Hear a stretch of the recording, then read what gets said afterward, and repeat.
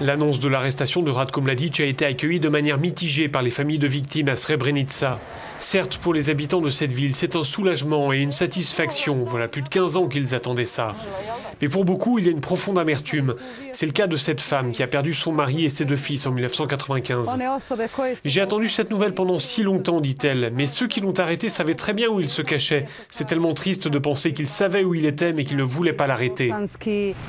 Beaucoup à Srebrenica accusent la communauté internationale d'avoir traîné les pieds dans la recherche de l'ancien chef militaire des Serbes de Bosnie.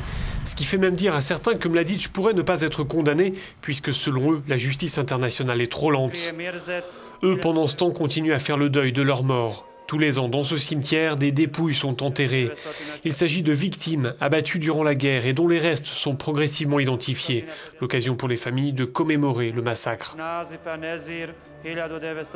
C'était en juillet 1995. Des milliers de musulmans s'étaient entassés sur une base de l'ONU, pensant être à l'abri. Un militaire avait promis de s'occuper d'eux. Il les a en partie massacrés. Cet homme s'appelait Ratko Mladic.